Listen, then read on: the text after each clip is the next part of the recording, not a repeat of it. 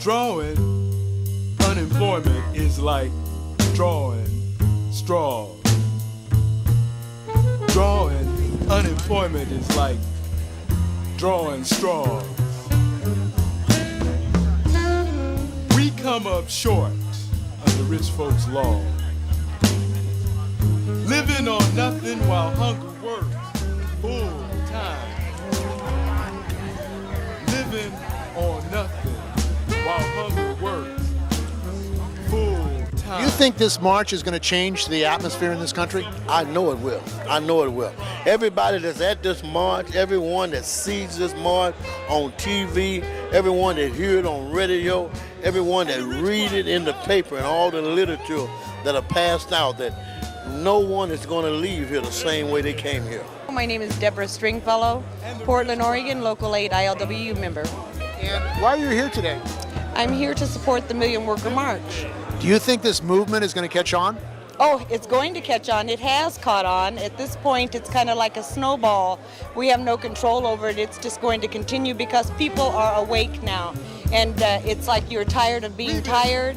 We're tired of going unheard, and a change is taking place. This is history. And what we get, we've been slaving for the moment. Don't you know, they're talking about a revolution. It sounds like a whisper. Don't you know, they're talking about a revolution. It sounds like a whisper. While they're standing in the welfare lines, crying at the doorsteps of those armies of salvation, wasting time in the unemployment lines, sitting around waiting for a promotion. Don't you know, talking about a revolution. It sounds whisper. Poor people gonna rise up and get their share. Poor people gonna rise up and take what's theirs. Don't you know you better run, run, run, run, run, run, run, run, run, run, run, run. Oh, I said you better run, run, run, run, run, run, run, run, run, run, run. 'Cause finally the tables are starting to turn, talking about the revolution. Yes, finally the tables are starting to turn, talking about a revolution. I want to introduce Ralph Schoenman, who is the media coordinator for the Million Worker March, done an outstanding job over many months to build this. This has been a struggle, uphill struggle, because ain't no lying, sisters and brothers, there's some people who did not want us to have this. They told us we couldn't have it. They told us the election's too important. Working people can't speak in their own voice. And we said, wait a minute, why? Why can't we come out here and speak in our own voice? And they said no, and we said yes, and today we're here. So please give a warm welcome for Ralph Schoenman.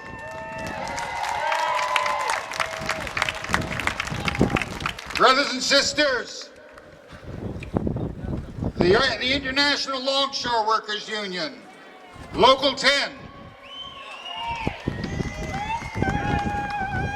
the brothers and sisters who shut down the port in opposition to apartheid-loaded ships, the brothers and sisters who shut down the port in defense of Umia Abu Jamal, the brothers and sisters who shut down the port of Oakland to prevent a scab-loaded ship from Liverpool, the Neptune Jade, from offloading at Oakland, and then at Portland it was refused, and then at Seattle it was refused, and then at Vancouver it was refused, and then at Yokohama it was refused.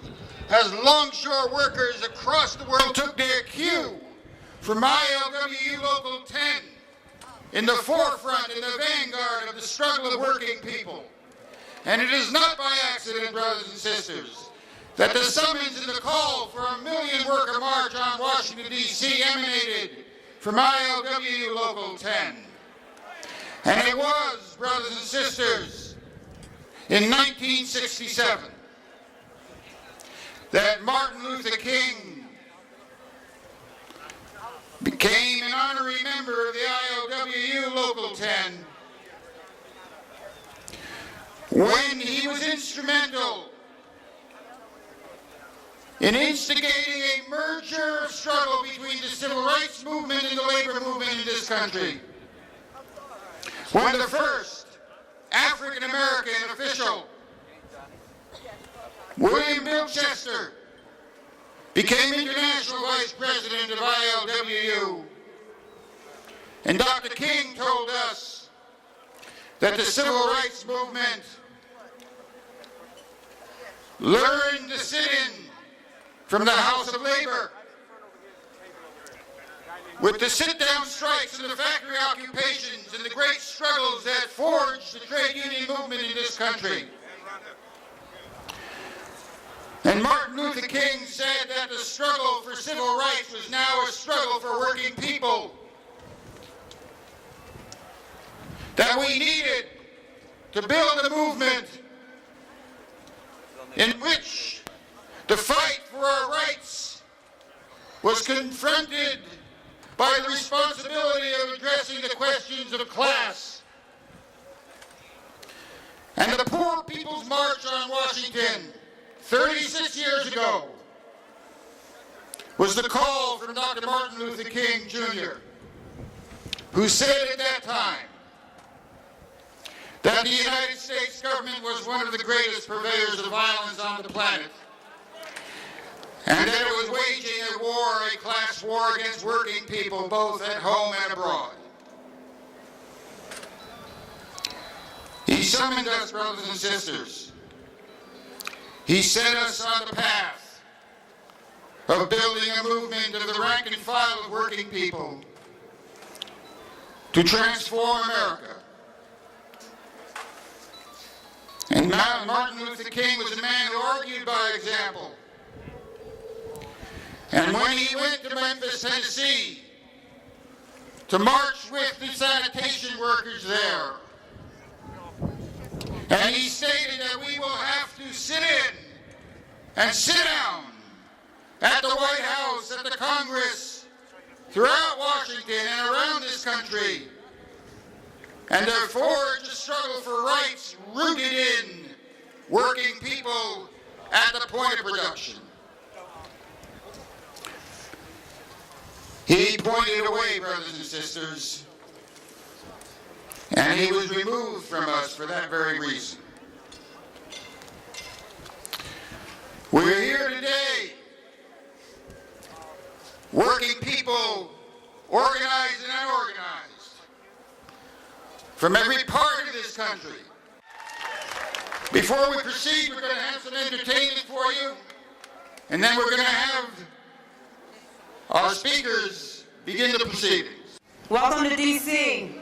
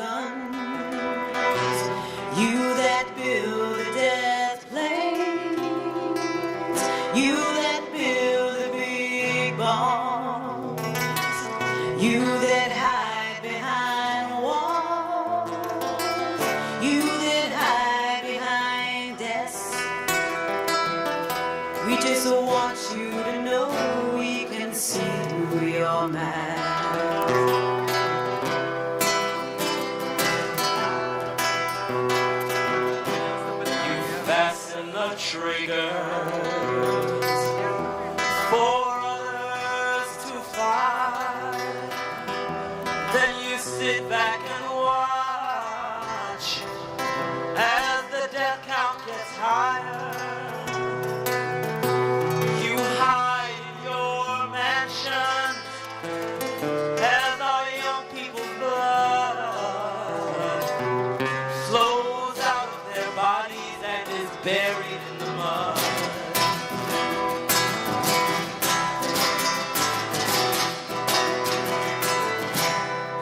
thrown the worst fear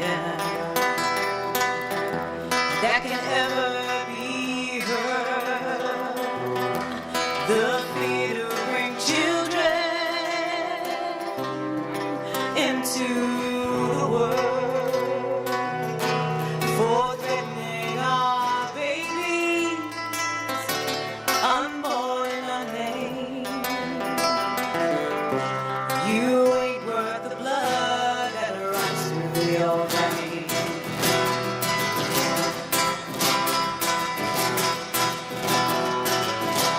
How much do we know to talk out of turn? You might say that we are young. You might say we're unlearned. Oh, but there's one thing that I know. Though I'm younger than you, no one could ever forgive what you do.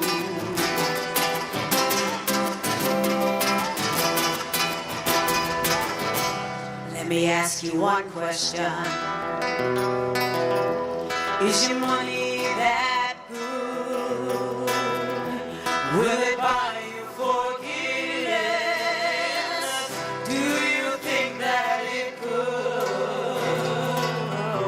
I know you will find when your death takes its toll, all the money you made will not buy back your soul. All the money you made will not buy back your soul. All the money you made will not buy back your soul. Woo! Thank you very much. Sisters, Miss Faudine, Treasurer of District Council 37 for AFL-CIO. Brother. Welcome to Washington, D.C. You look great. On behalf of District Council 37 Executive Director Lillian Roberts and its 125,000 members, 50,000 retirees, I say to you, congratulations to all of you for coming today here, and those who organized. And you have heard before the speaker told, many doubted that we won't be able to do it. Now by coming here, we did it. We can do it again on November 2nd. This is a rank-and-file grassroots democracy, not only event but movement.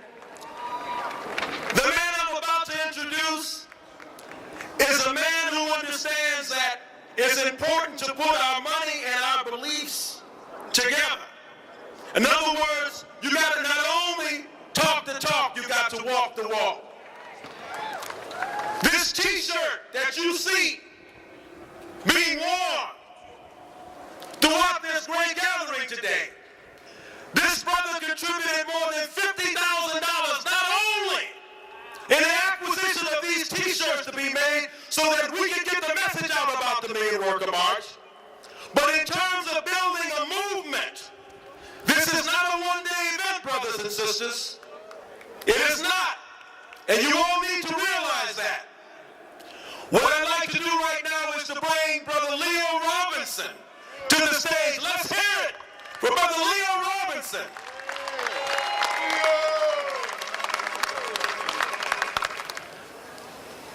Prior to my remarks, I think it's only appropriate that we do the thing that takes place before any ILWU Local 10 meeting.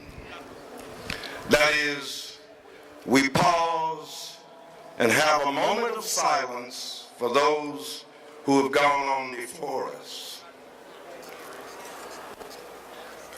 Last year in this country, 5,000 workers died on the job. But I want to take time to remember two.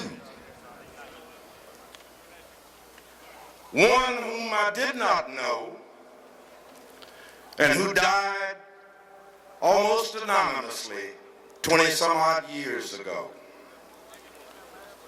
His name was Rufino Contreras. He was a farm worker who was murdered in the fields of Imperial County. The other is a sister in whose shadow I will forever stand. Her name was Geraldine Johnson. My mentor, my teacher, and my sister. Let's have a moment of silence, please.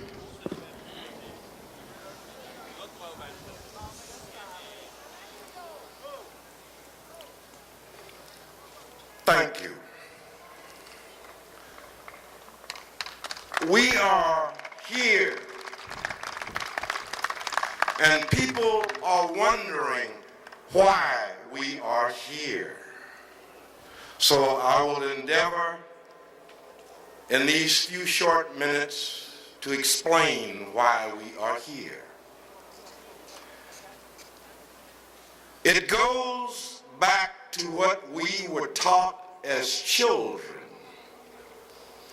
and certainly to the reason that we have trade unions. It comes down to a simple word called fairness. We are here to express to those who work in a building within my poor eyesight, and it's in that direction. 435 members of the House, 100 members of the Senate,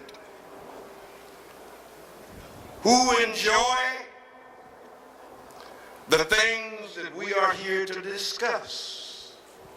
Number one, national health care. They have national health care, universal health care. From a hangnail to a toenail that's ingrown is paid for by us. But if we mention national health care to them, their eyes glaze over and they go into conniptions.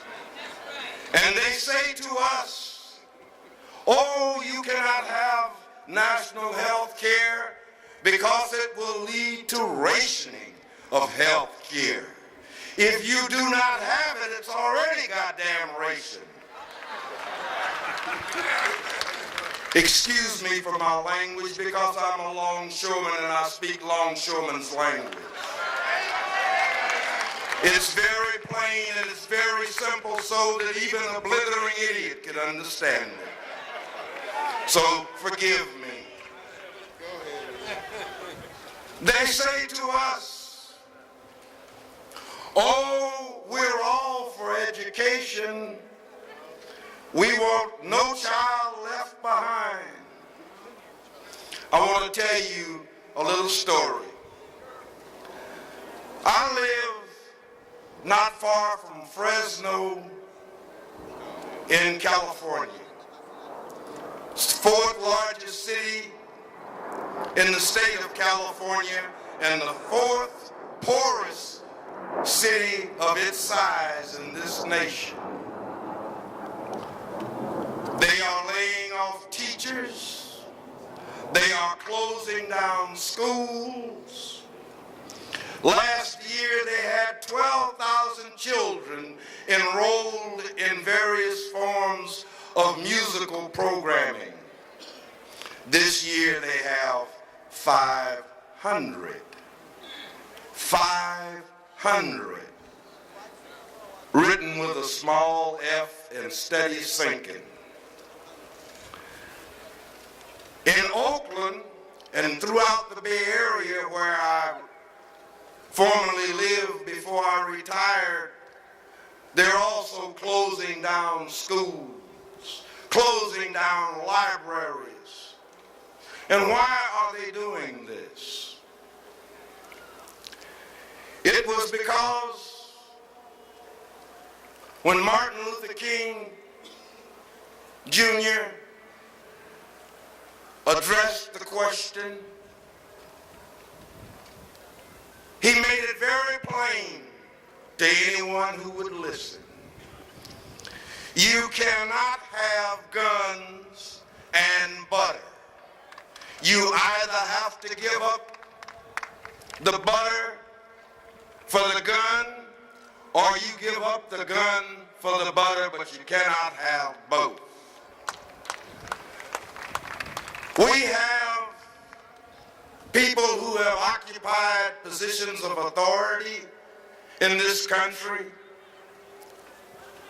who have pushed programs that were of the military nature to the detriment of social programs, to where now it has gotten so ridiculous that we can afford to spend $10.2 billion on a weapon system that does not work. Part of the Reagan Star Wars legacy.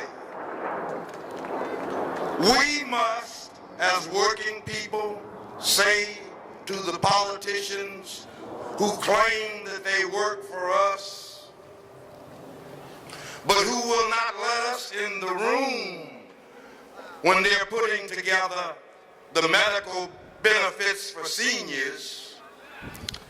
But we have the pharmaceutical companies actually writing the legislation. No more of this. No more. If you are interested in your own welfare and that of generations to come, then by all means, go to www.millionworkermarch.org and stay tuned.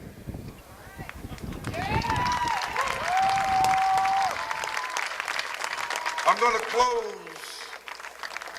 with a couple of observations.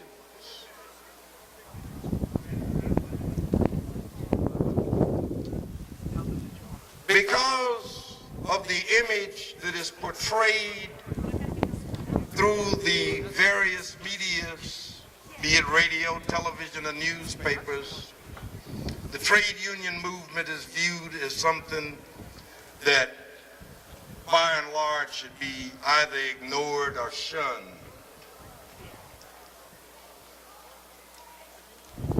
But our interests cross all lines. We are environmentalists. We are humanistic.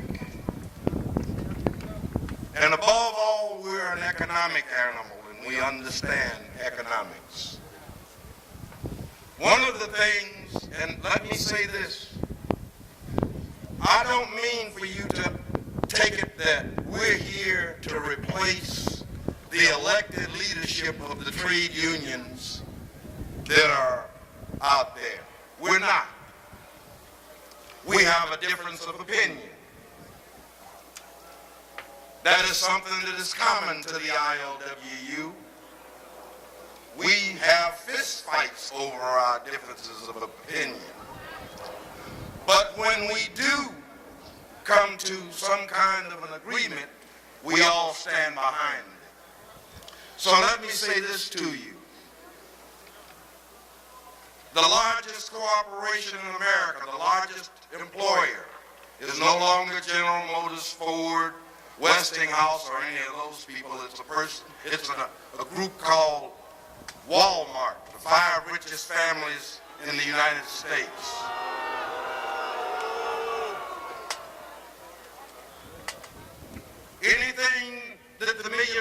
March organizing committee and regional committees can do to help those workers organize unions in their workplace, we will do it.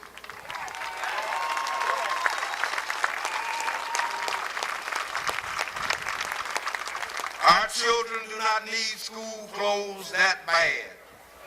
If it's one damn thing that American workers have, it's plenty of goddamn clothes. As long as they're clean, we can stay out of Walmart. We have to be about, brothers and sisters, is organizing the unorganized and backing those who are out there in struggle at any given moment. I want to close now with this thought. I'm a student of a gentleman by the name, or a brother by the name of Harry Bridges. And I had the benefit of hearing him on many occasions because I belonged to his home local. And he was no stranger there as a labor leader. He was there every union meeting. If he wasn't at our local, he was at some other local. And it surprises some people when I say to them, when I get ready to see my international president, I go see him. I don't make no appointment. And if I find the door closed, I'll kick it off the hinges because I pay his salary. And they should understand that. We do in the ILWU. It's universal. But I want to say this to you in reference to Harry Bridges. He taught us the one thing that makes this union great. He taught us that the power of any union resides in the hip pockets of that rank and file.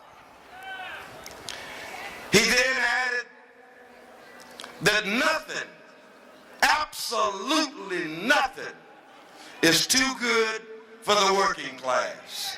Thank you. Brothers and sisters, Michael Letvin of the New York City Labor Against the War, one of the central figures in building a workers' movement, a labor movement in the struggle for an end to the war in Iraq and an immediate return of all U.S. troops. Michael. Brothers and sisters, it's an honor to be here today with you on behalf of New York City Labor Against the War. Ever since 9/11, we have resisted in our organization the exploitation of our suffering at Ground Zero as a cynical pretext for the war on terror, the war of terror, really, of conquest and of empire waged by both the Bush administration and the Democratic Party politicians on working people both abroad and at home. But the Million Worker March is part of a much greater power, and that's the worldwide resistance to empire.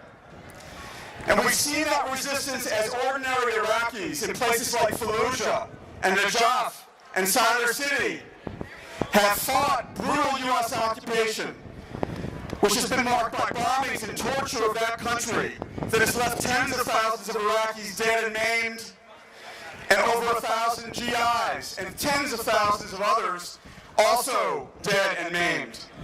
We've seen that resistance in Jenin and Ramallah and Jabalia, where, like David versus Goliath, Palestinians, armed often with rocks, fight against tanks and Apache helicopters and F-16s, which I'm ashamed to say are provided by U.S. tax dollars and U.S. Union pension fund dollars.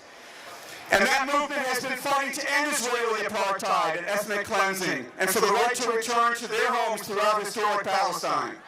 We've seen that resistance in the largest mass protests in world history against the war which have taken place across the globe. We've seen it in the establishment of U.S. labor against the war and a growing number of unions around the country that have taken an anti-war position, including AFSCME, CWA, both postal worker unions, and the SEIU. And we've seen that resistance in the work of Vietnam veterans against the war, of military families speak out, and now of Iraq veterans against the war. And brothers and sisters, we certainly saw that resistance last Wednesday, when after nearly 1,100 GI deaths in Iraq, an entire platoon of the 343rd Quartermaster Company from Rock Hill, South Carolina, courageously refused to carry out orders for a suicidal convoy in Iraq. And that's a courageous act that foreshadows the kind of GI revolt which crippled the U.S. war machine during Vietnam and brought that war to an end. And so we have to have a special salute today to all of these resistors, and especially the 343rd Quartermaster Company, who are playing a historic role in bringing this war to an end. Not only as we have before the real Clarence Thomas, but now the real Larry Holmes. Thank you, Brother Ralph. How many of you out there are workers? I thought so. Who belongs to a union? That's a shame. We all should be in a union. One of the most exciting things about the Million Worker March, the most thrilling, unprecedented, and dangerous things about this march is that it's bringing the workers' movement together with the anti-war movement. And that's truth, because the workers' movement is an anti-war movement. Who has more to lose from war and death and the money spent on war and the young people dying than working people? And they know this. And if Bush or Kerry or anybody else thinks they don't know, then they're stupid. And maybe their days are numbered. And I'm not just talking about one of them, I'm talking about all of them. Sisters and brothers, we need to salute Local 10 of the Longshore Workers Union. Somehow they found the nerve, the gall, to call a Million Workers March. They didn't call up anybody and ask them for permission. They didn't wait and see if, the weather was right. They said, do we need a Million Workers March? Do we need to speak in our own voice? And they said, yes, we do. And so they sent out that call. And it was bold and brave and defiant and courageous. And you responded. And we want you to build up to a special week. Take your pens and pencils out. December 3rd through December 10th. Friday to Friday. That December 10th is International Human Rights Day. And I can't think of any stronger human right than the right to have jobs, education, wages, housing, and not war. And what we're asking you to do that week is not only a march and rally, but if you want to walk out of classes, you go ahead and do that. If you want to work stoppage, you go ahead and do that. If you want to boycott, you go ahead and do that. If the store should shut down, we go ahead and do that. We have got to get serious, sisters and brothers. We're not going to wait 1, 2, 3, 4, 5 years. We're not going to wait for the next president to do it. We've got to stop the war now. Stop the war now.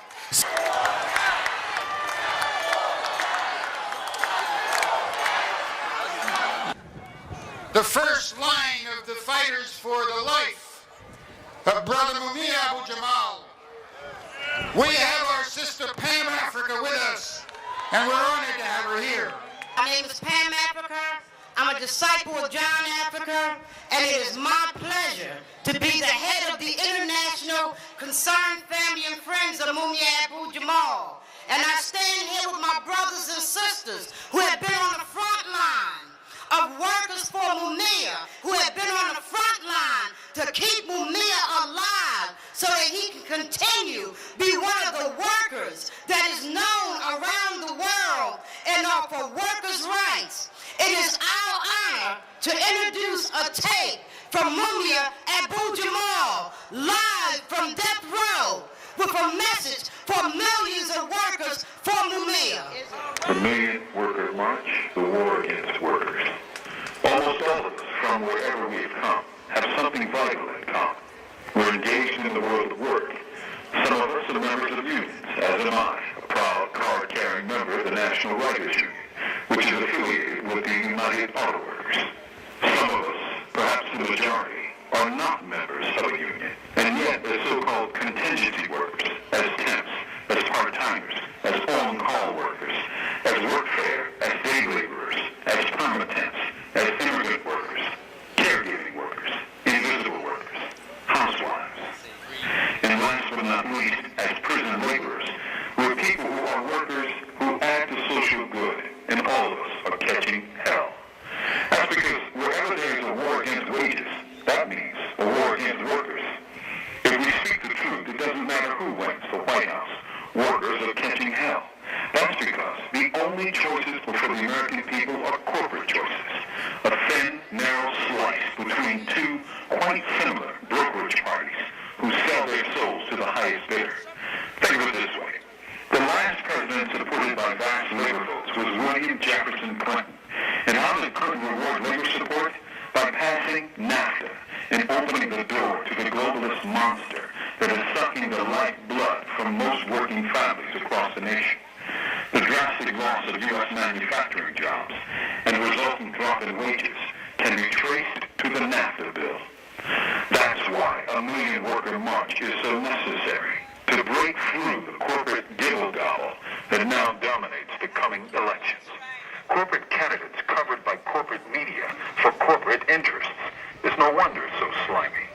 It's also no wonder that the word workers rarely, if ever, crosses the lips of the corporate candidates. It's no wonder that the word union sounds like profanity when they mention it. It is only workers that can or will defend the interests of workers, like universal health care for all people, a national living wage and livable retirement benefits, to bring democracy to the shop floor so that decisions about work are made by those who labor, like taxation that is progressive on corporations and the wealthy and relieves the burdens on the working class and the poor, like an end to wars waged for corporate America, like Iraq, like the immediate revocation of all anti-labor pacts like NAFTA, FTAA, the WTO, and CAFTA, the repeal of tax hardening, and the repeal of the so-called Patriot Act. These are but some of the demands motivating the Million Worker March, but it can't be all of them. Workers actually build this society. It is they, and only they, who can rebuild it. This means a resurgence of the labor movement that is truly revolutionary, that does not settle for its slice, but changes the social order completely. Or else, we will be choosing the same old monkeys to sit over us as they betray us forever. That time must end. From death row, this is Mumia Abu-Jamal. These commentaries are produced by Noel Hammerhead for Prison Radio. Free Mumia! Now! Free Mumia now! Free Mumia now! Free Mumia now! Free Mumia now! Free Mumia now! Next speaker is an activist from Washington, D.C., Namu Smith. Good morning, brothers and sisters. Men and women, young and old, working people, young people have been sent to Iraq based on a pack of lies. There were no weapons of mass destruction. There was no link to Al-Qaeda. They could not attack the United States in 45 minutes with nuclear weapons. This was not a question of flawed intelligence in the way that they talk about flawed intelligence. This is a question of Bush's flawed intelligence.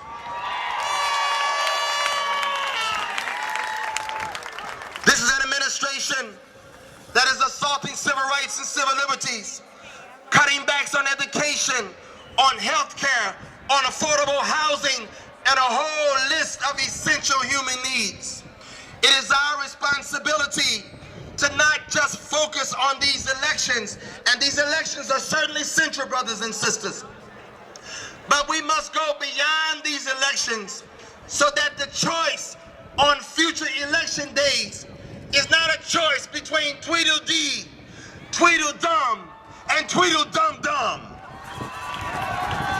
We must have a real choice representing working people and families and youth and black and white and Latino and Native American and Asian and Arab. We've got to bring everybody together under one big tent. All right, we're just about at the point, but we need a little more solidarity.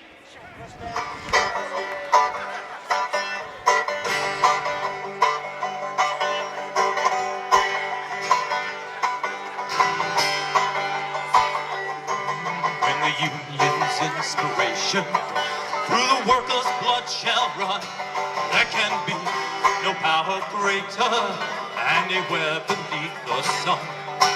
Yet what force on earth is weaker than the feeble strength of one?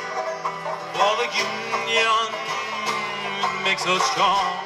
You know the words here. Solidarity forever. Solidarity forever. Solidarity forever. For the union makes us strong.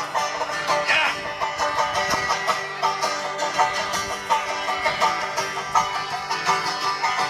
In our hands is placed a power greater than their hoarded gold, greater than the might of armies, magnified 1,000-fold. We can bring to earth a new world from the ashes of the old.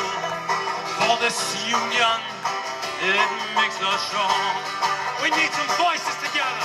Solidarity forever.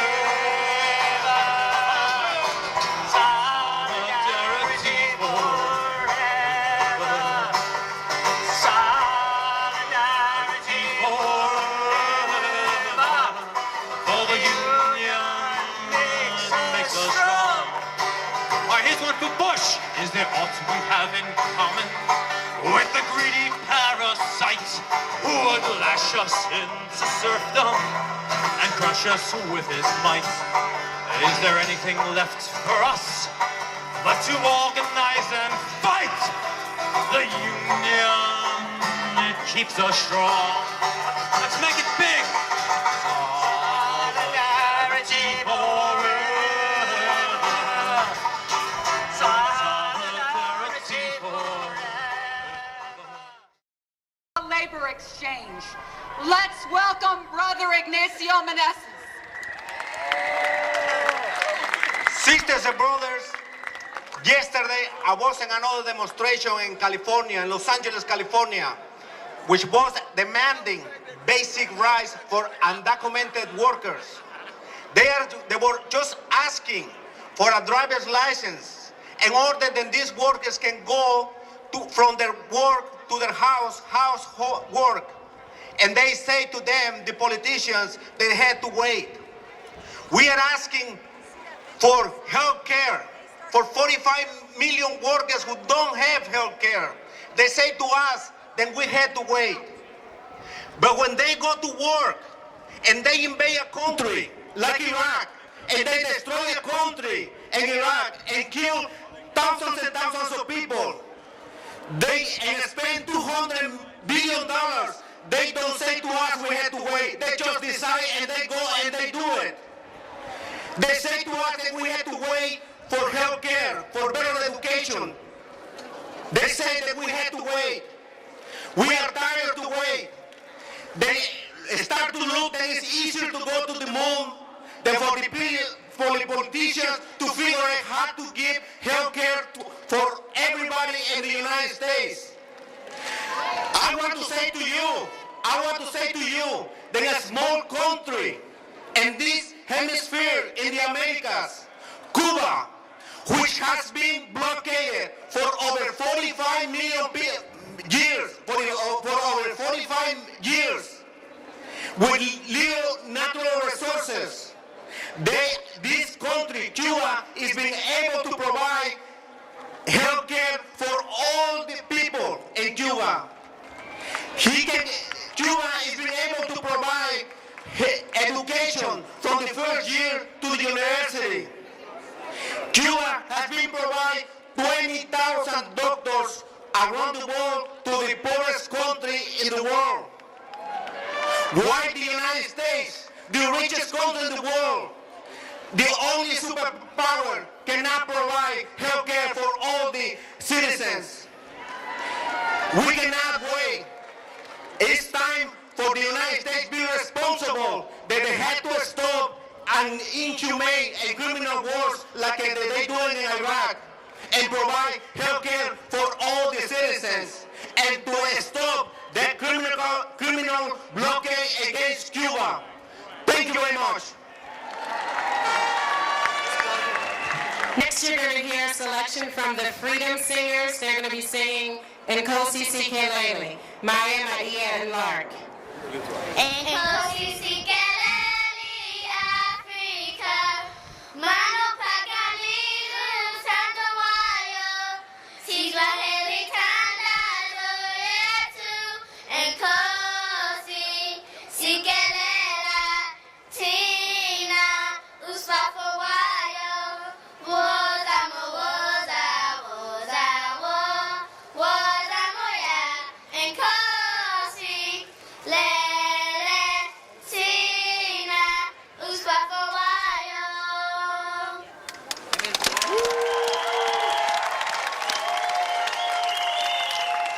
Now let's bring the endangered species. I'm an endangered species, but I sing no victim song. I am a woman, I am a goddess, and I know where my heart belongs. I'm an endangered species, but I sing no victim song. I am a woman, I am a goddess, and I know where my heart belongs. Freeze, hey, hey, hey, freeze, hey, hey, freeze, hey, hey, freeze, hey, hey.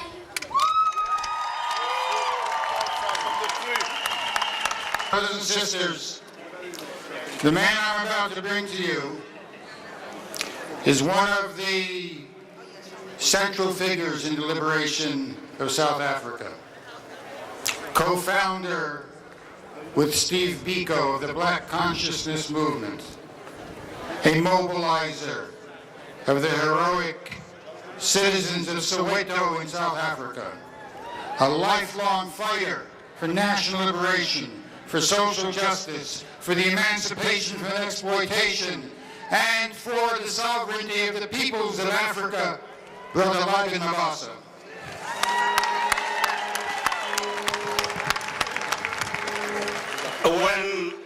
When I heard that buses were stopped to come to this million workers march, I said, is apartheid alive in the United States of America? When I heard that workers cannot be allowed to express their aspirations and demands, it only reminded me of the apartheid regime in South Africa. They say to us today that we represent the minority, but they also give us figures where they say 3 billion people live under $1 a day, and we are gathered here to represent that 3 billion people. We meet today here. They tell us that we are a minority. They do not acknowledge that they are responsible for the wars that are decimating continents. They do not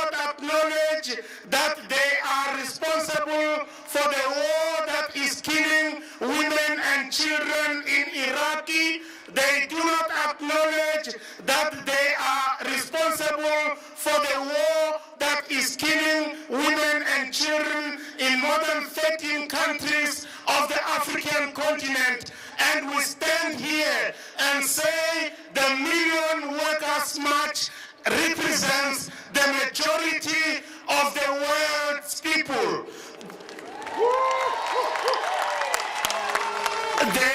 They say to us that things in the world today are much better off. They are asking us, the poor of the world, the black of the world, the young of the world, not to make any demands. And we agree that power will not concede anything unless we make the demands. So we make demands for justice, we make demands for an end to the war in Iraq, we make demands for the end of the occupation of Palestinian territories, we make demands for change that will free our peoples in Africa. After many years of struggle in South Africa, people had hoped that black people in South Africa would be able to have a majority, black majority rule. They did not know that our people would be forced to pay the apartheid debt. Every year, our country spent $8 billion paying the debt of apartheid, paying the debt that was taken by the apartheid regime to ameliorate white living standards, paying the debt of the apartheid regime that was taken to consolidate white opportunities and interests, paying the debt that was taken to strengthen the rule of the minority. And today we urge workers in the United States that they must join us in saying the apartheid debt is not the debt of South African people, in saying the debt must be completely and unconditionally cancelled, in saying that people who are facing death because of HIV/AIDS, that our people should be given a chance. We stand today representing workers in Africa whose economies don't work because of the debt burden. Countries like Togo, which annually has to spend half of its annual budget on debt repayment, debt servicing. We are saying the debt in Africa is not the debt of African people, and we call and urge you to support us in its unconditional cancellation. Good afternoon, brothers and sisters. My name is Jack Heyman. I'm from ILWU Local 10. I was here in Washington some 40 years ago for the Civil Rights March on Washington. And the powers that be at that time, the Dixiecrat Democrats and the Republicans, tried to stop that march. And just as they were unable to stop that march, they're not going to be able to stop us today. Whenever workers marched on Washington, the government has used repression. After World War I, when miners from Tennessee and Kentucky attempted a march on Washington from the coal fields, they bombed them with airplanes. Hundreds were killed.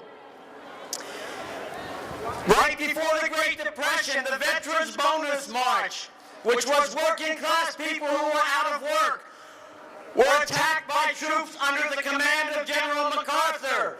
This is the kind of treatment that workers have when they protest in Washington. Brothers and sisters, right now, workers across the country are fighting for their health care rights. Hotel workers in San Francisco, Washington, and Los Angeles are out on strike and they're locked out, and we need to support them.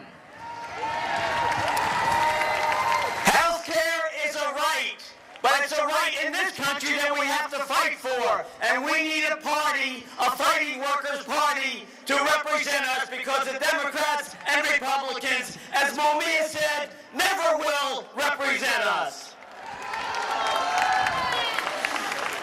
We knew that a couple years ago in the ILWU, when we went to our contract negotiations, the government threatened to send troops to the docks to occupy the docks. And then, at the request of Democrat Dianne Feinstein, they invoked Taft-Hartley against us. That's why we need to repeal Taft-Hartley, because it's a slave labor bill against the working class. It shackles us whenever we go into struggle. Another important struggle recently that came before workers in this country, it became a cause célèbre, was the Charleston Longshoremen.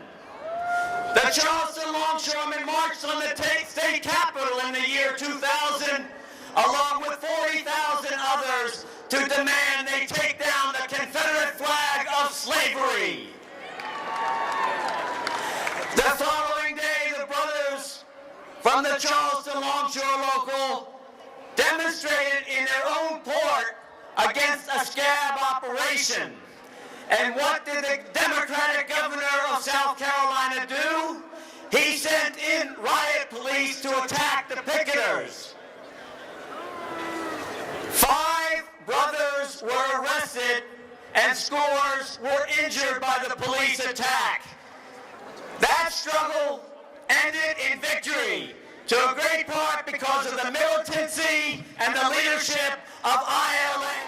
Brothers and sisters, our next speaker, the leader of that struggle, Brother Ken Riley. Let's give it up.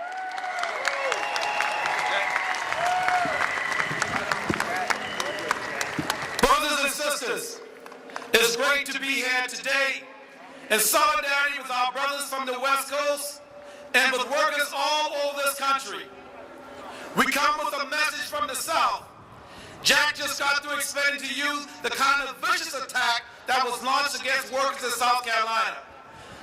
And if this present administration stays in office 4 more years, we will witness several more attacks on workers all over this country. That's why on November 2nd, to re-elect Bush is not an option. Bush must go.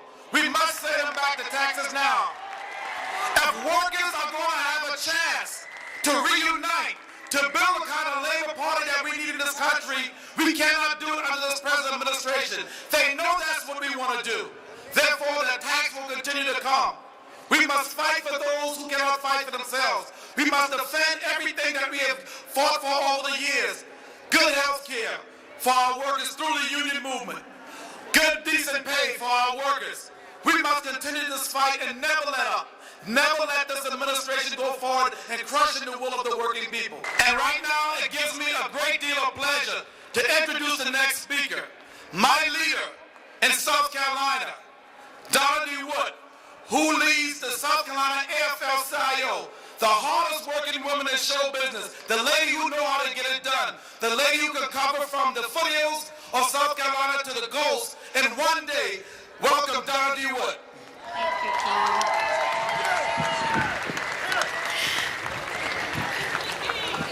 Are you fired up? Are you fired up, South Carolina? Yeah. Are you fired up, North Carolina? Yeah. Are you fired up, Virginia? Yeah. Are you fired up? We're in the South. Are you fired up? Yeah. Yes, we are. And we travel to stand in solidarity with workers from around the nation and around the world. And I'm joined today by South Carolina Vice Presidents Ken Riley and Jesse Weaver, by Executive Board members Charles Bragg and Helen Washington, by our trustee Sarah Lloyd, and other union members of the South Carolina AFL-CIO. And we want to thank the ILWU, and we want to thank all of the people on the Million Worker March Committee for making this possible. I especially want to thank President Ken Riley and ILA 1422 and 1422A, who made it possible for all of these members to attend today. Now, I want to say about today. You've heard about the Charleston Five. And it's because so many of you came to stand with us to send a clear message. Free the Charleston Five. And today, they're free men. Because we stood together. So today, we're going to pay tribute to all of the retired workers who've been the cornerstone of our nation, to our working veterans who served our nation, and to working Americans from the classroom to the workplace. You are keeping the American dream alive. We bring a message of hope to all working America today. But we bring a message too to those whose greed, who would smother the flames of the American dream. We will not allow weapons of fear to replace the flickering flames that burn in the torch of a free, working America. We represent the everlasting dream of the opportunity that made America a great nation. We do not represent a nation of workers for sale to the lowest bidder. Our message today is clear. This land is our land. We built it. We made it a land of opportunity for all people, not a privileged few. We will fan the flames of freedom on November the 2nd, 2004, and we will vote for the American dream. Thank you.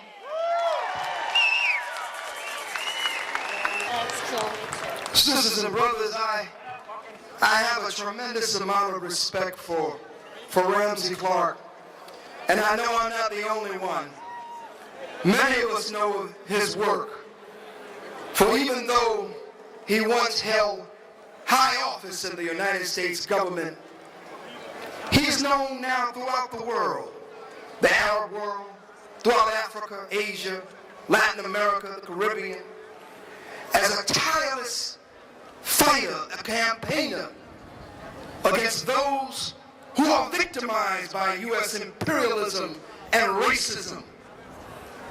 And it's logical that Ramsey would come here today to be in solidarity with working people. I'd like to welcome Ramsey Clark.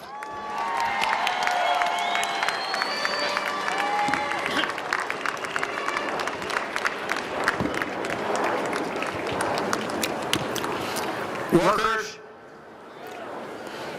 marchers, peacemakers, welcome to Washington.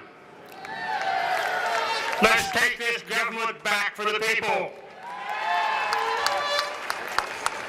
In the last 4 years, we have seen the most openly destructive policies of government in the history of the United States. They really come in two headings. First, the policy is to enrich the rich and impoverish the poor. And if you analyze every public statement by this administration, you'll see that that's exactly what they are intending to do, and it's exactly what they're doing. What's happened to wages? What's happened to jobs? What's happened to benefits to the poor? And how many corporate executives are making more than $100 million a year? That's a policy that goes worldwide. Poor countries poorer, rich countries richer. The other policy is the policy of might, of force, of lawless force to have its way. This government has committed more crimes in the name of the United States than any prior administration in history. The war of aggression in Iraq, killing tens of thousands of people there. Talk about impoverishing people. They were poor enough before we arrived. Now they're barely alive. The war of aggression was decreed by the Nuremberg judgment to be the supreme international crime. And George Bush has committed it. He's used every illegal weapon that we have except the nuclear bomb. He's used depleted uranium and cluster bombs, super bombs. He's engaged in deliberate assassination and bragged about it, and we've watched him. Summary execution of thousands of people, indiscriminate killing of civilians wherever they happen to be. There's no end to the lawlessness of this government. They've trashed the Bill of Rights. He talks about freedom on the march. Let me tell you, freedom is on the run. It's struggling for its existence. The Patriot Act and how many other acts of the United States government under this Bush administration are destroying freedom everywhere. And we have to stand up and march and stop it. We have a long way to go. Do we realize that this government is creating a new generation of nuclear weapons? We've just destroyed Iraq for having nuclear weapons it didn't have, and now we're building them and announcing it, and they're small tactical nuclear weapons and we'll use them. And places like Fallujah and Samarra and Najaf won't bother us anymore because we'll take them out. And that's exactly what they're about. Force to rule the world, to enrich the rich and impoverish the poor. Look what we've done to Haiti. Beautiful Haiti. In the 200th anniversary of the first slave rebellion that took the land back for the people. George Bush and Dick Cheney told President Aristide, the most popular leader Haiti has ever had, that he had to go. And we took him out in a U.S. aircraft. And now they have chaos and murder and systematic death of Aristide supporters who remain to this day the majority. We've got to take back the Constitution. We need to remember what it says. It says the President, Vice President, and other officials of the United States shall be removed from office upon impeachment for and conviction of high crimes and misdemeanors. And they've done it. Impeachment is our constitutional and moral duty. It's also the road to survival. And there'll be a message to whoever's the next president of the United States that we're not going to stand for any more criminal conduct in that office. No more impoverishment of the poor. No more force as a means of prevailing over the whole planet. Let's march on until we prevail. Thank you. I am Kata Lindsay from Youth and Student Answer Coalition. Thank you. I want to start by saluting the ILWU Local 10 and the other rank-and-file labor leaders and organizations that have taken the initiative in organizing this march. No group of workers in the country needs this kind of independent fight-back movement as much as young people. It is the super-exploitation of young workers, the intensification of the drive to cut wages and benefits that has left more and more young people with this stark choice. Remain in poverty, remain in a condition of unemployment, remain in an environment where it is almost impossible to pay for your schooling, or on the other hand, join the U.S. military. That's what's happening to young people today in working class communities and especially in the African American and Latino community. Young people are being offered the opportunity to go and kill other young people and working people in third world countries as the only mechanism provided by the establishment that will enable them to get an education, a skill, or even a job. This fact alone proves the bankruptcy of the political and economic system in the U.S.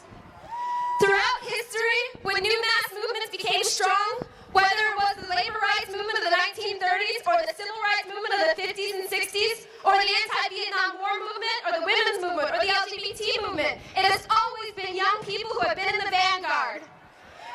We may not be the dominant voice at the speaker's podium, but when you look around and see who it is that is walking the picket line, who's going to jail, are the ones that are the grassroots organizers, handing out the leaflets and putting up the posters, it's always young people. Internationally, when you look from Gaza or the West Bank and Palestine to Port-au-Prince or to the Philippines, it is the heroism of young people in the face of overwhelming odds that has inspired the solidarity and support from people around the world. So we have mobilized for the march and return to Washington, D.C. on January 20th, 2005. On that day, there will be thousands of young people and people of all ages from all backgrounds all across the country lining the inaugural route, regardless of who is president, to demand an end to the occupation of Iraq. We know that the struggle for jobs, for education, for health care, and against war and racism is a long-term battle, and we are in it for the long haul. Let's continue to build a movement and stop the Pentagon death machine and the U.S. occupation of Iraq. We have a very important sister, Sister Dorothy Benton Lewis, who is the former co-chair of NCOBRA. She's going to talk to us about reparations for slavery, and that should be a workers' demand. All of us in the union movement should be for reparations. Unpaid labor needs reparations. Miss Lewis.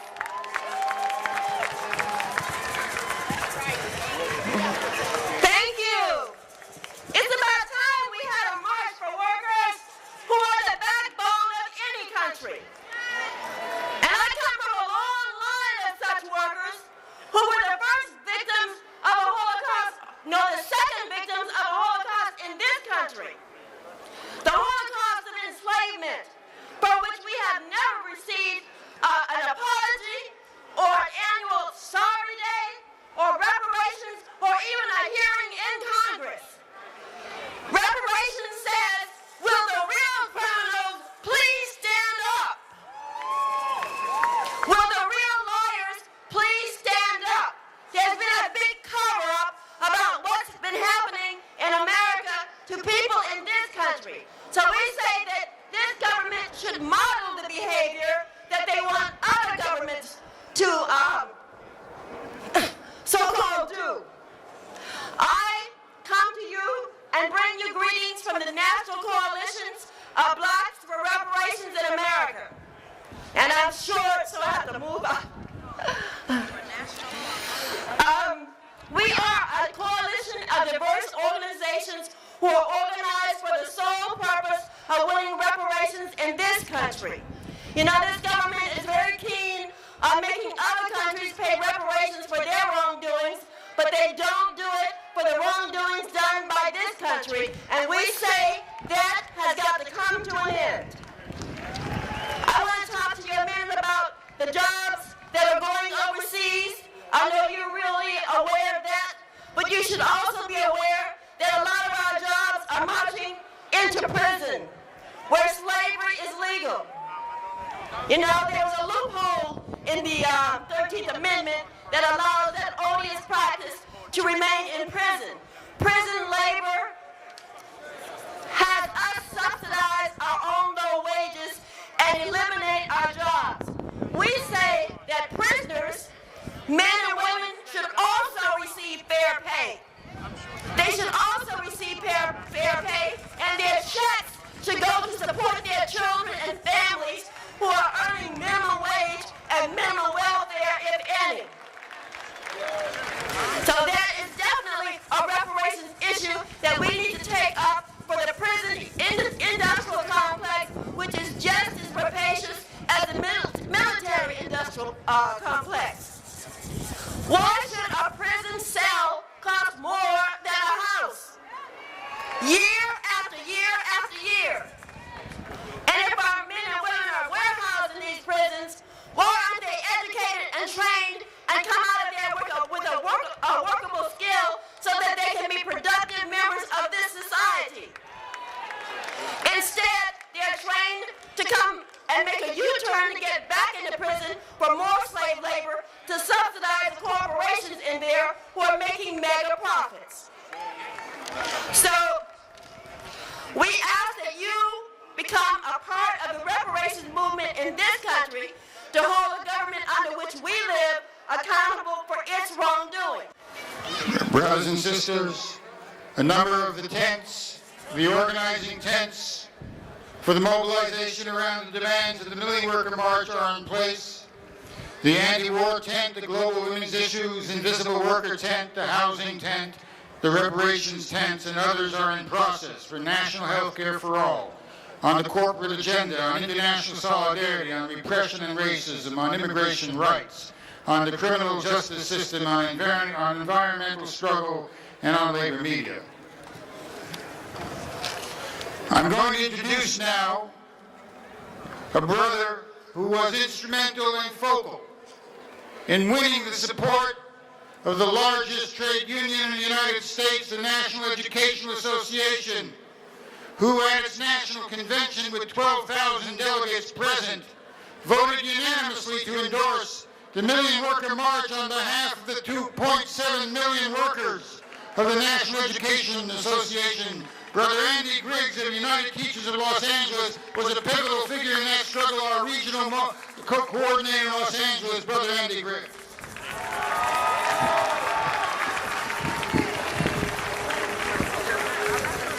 Good afternoon, brothers and sisters. I'm honored to be with you today on this historic occasion with this call for a new and better future for workers, organized and not organized, waged and unwaged. Today is a beginning. It begins with us, and it must continue with us into the future. Today we sound a rallying cry for all working people and their children, the children who I teach. I'm a member of United Teachers Los Angeles, the second largest teachers union local in the U.S., and an affiliate of the National Education Association, which represents 2.7 million education workers. Both are endorsers of this march. As an education worker, I am angry. Angry because the right to a free quality education for all is being attacked throughout the world by the World Bank and International Monetary Fund, by multinational corporations and profiteers, and by our own government and its corporate supporters here at home. I'm angry because the students I teach see more military recruiters than they do college and employment recruiters. I'm angry because in California, $60,000 is spent annually to keep someone in prison. $14,000 is spent to recruit a student into the military, while only $7,000 is committed to educate a student. I'm angry because the No Child's Behind Left Unkicked law is a blueprint for the failure of public education. I say no more. What do you say? Did you know that under that law it is expected that 100% of our students will be proficient in language arts and mathematics by the year 2014? And that by 2006, every special education student, regardless of disability, is expected to be at grade level? Funding for education annually is over $9 billion less than is necessary to meet these mandates. Fees and tuition for community colleges is up, and enrollment is dropping because working people cannot afford them. Pell education grants are down. Attacks are made on attempts to ensure equal opportunity for post-secondary education. But wait, there are a few things that are up. High-stakes testing is up, which shuts our children out of society, allows those who create the tests and the textbooks to get rich. Mandated scripted programs are up, providing a one-size-fits-all curriculum that ensures generations of Stepford children who will provide the automaton employees for the corporate giants. Teacher and student accountability is up, leading to sanctions of schools and the race to privatization. And military recruitment is up, so that 27% of new recruits are 17 or 18 years old. And the list goes on. Who's most affected by this? Poor children, children of color, immigrant children, our children. Today our children are given three options: dead-end jobs in Walmart, the military, or prison. It's time to say no more.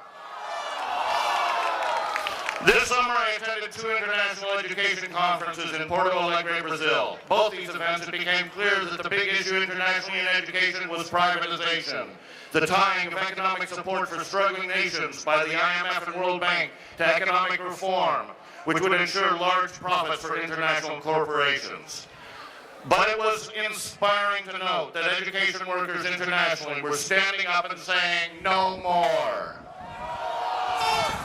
We know the education demands of the Million Worker March: funding for public education, funding a vast army of teachers to end functional illiteracy. Funding. Many would say this is an impossible task. task. But as a math teacher, I have a few numbers for you. The cost of the war in Iraq for the U.S. as of Thursday is estimated to be over $140 billion. According to costofwar.com, that money would have paid for 18.5 million children to attend a year of Head Start. Insurance for 84 million school children for 1 year. 2.4 million additional public school teachers for 1 year. And 4-year scholarships at public universities for 6.75 million students. The funding is there, the priorities are not. Earlier I said that this was the beginning. This Million Worker March cannot stop here. We must all go home and become students, learn the facts, learn to think critically about what we learn, and then to become the teachers. Do what we already know how to do, which is organize. Organize your neighbors, organize your fellow workers, organize your children, organize your friends. Come to the education tent and see how we can effectively organize to make the changes necessary. We must be the change. Can we do it? Se puede! Sí, se puede! Sí, se puede! Sí, se puede! Sí, se puede! Thank you! Earl. Sister Heidi Durham of the IBEW in Seattle, Washington. I bring greetings to you from the working people in the state of Washington here today. I am a co-founder of the Million Worker March Organizing Committee in Seattle and have worked with brothers in Local 19, Local 15, and many others. Today is indeed a historic day. In the history of the United States, it's not often that working people have descended upon the nation's capital to fight for their own class in their own name. But today we are, and you are quite a beautiful sight to see from this podium. We have come to Washington, D.C. with our boxing gloves on, because it's past time that we let our voices be heard outside and independent, not only of the Republican Party, but the Democratic Party as well. And we are here also to tell the labor officials who are more concerned with who sits in the Oval Office than they are about our needs, our rights, our agenda, that we are not taking it anymore. We are also here to say that we will not accept nor cave in to the bosses, as well as their henchmen and henchwomen in the Democratic and Republican parties are doing it. Where I live in Seattle, Washington, Northwest workers have suffered severe losses at the hands of the Democrats. This supposedly lesser of the two evils political parties has prioritized serving the interests of the almighty Boeing Company and the Microsoft billionaire Bill Gates Jr. They have received tax cuts, subsidies, and loopholes that are bigger than any lasso that could lasso 50 elephants. In the Washington State Legislature, where the Democrats are almost equal to the Republican Party, representatives have overwhelmingly gutted unemployment, allowed contracting out of public services, and have totally ignored and refused to implement voter-passed initiatives that would have raised wages for teachers and reduced class sizes. But one of my personal pet peeves is how the Democratic Party and the good old boys in the labor movement have refused to conduct an aggressive campaign to defend, reinstate affirmative action. Democratic Party representatives were more concerned with keeping their legislative seats rather than promoting equal access to jobs for people of color and women. Affirmative action has all but disappeared from the legislative statutes throughout this country, and yet it was a law that was responsible for integrating workplaces and universities. Pioneers like myself fought hard for that, and some of us were injured as myself. It was this kind of racist and bigoted work environment that resulted in my accident on the job in 1977 when I fell 28 feet to the ground and broke my back. But in spite of my injury, not only did I not stop fighting, but neither did my sisters and brothers of color in my local. I learned an important lesson that day. I learned how bigotry and discrimination can turn your life into your own worst enemy if you don't stand up, fight back, and demand your rights. That is why the time is now to shake the House of Labor, rock the House of Labor, no matter who becomes president, no matter who gets elected in Congress. Here in front of the Lincoln Memorial, we need to declare independence from the boss parties, the Republicans, the Democrats, and we need to decide ourselves to continue to carry on the fight inside the House of Labor. It's cultural ensemble. This first song we're going to do is entitled We Ain't Ready. We Ain't Ready. War. Boom, boom, boom, boom, boom. Woo! Boom, boom, woo! Boom, boom, woo! Boom, boom, woo! Boom. That's the bombs. Boom. Na, na, na, na, na, na. Boom, boom, boom. Na, na, na, na, na, na. Boom, boom, boom. Some people don't care about tomorrow. If tomorrow doesn't come, then they claim their pain. Some people don't care about the people. Not unless they carry the same black pain. Don't you know that war is not the answer? Think about this peace and this crazy. So before you get carried away with this single war machine, we're gonna speak out against this atrocity. We are children of the ages, and we're coming from every nation, and we're coming for and into this war. Born of the started, little broken hearted. We are children of the ages, and we're coming from every nation, and we're calling for and into this war.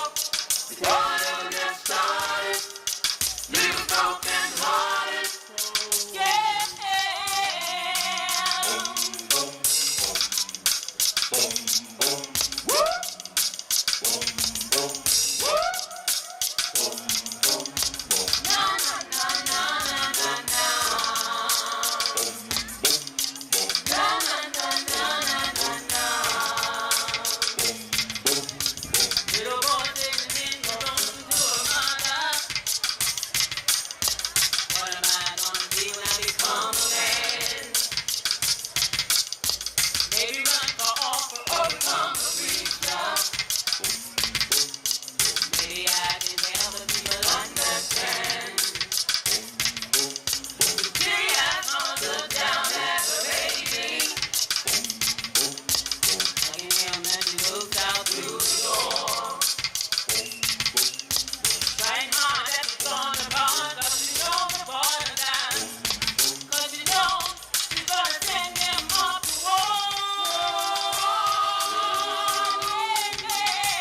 We are children of the ages, and we're coming from every nation, and we're calling for and into this war.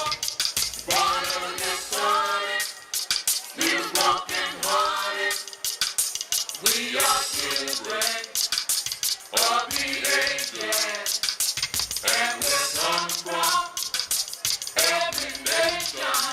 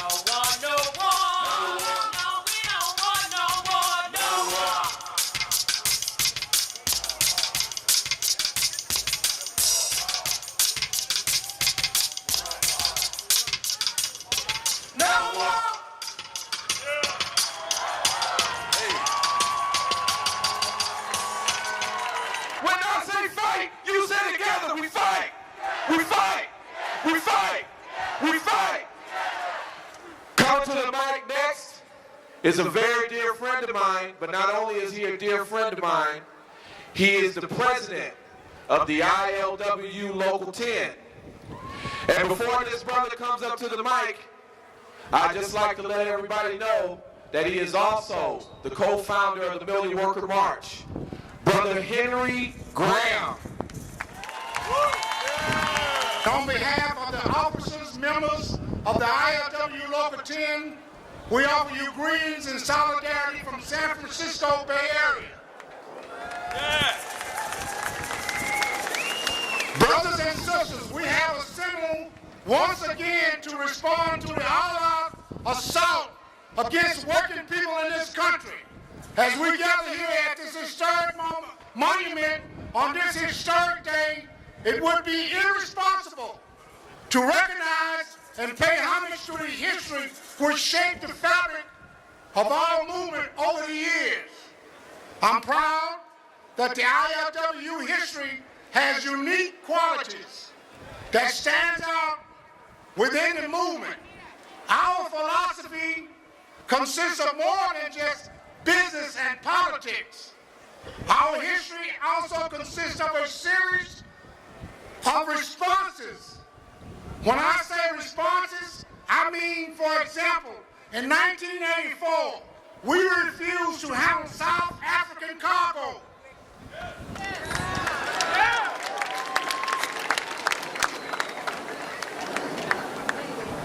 To the apartheid government against working South African families.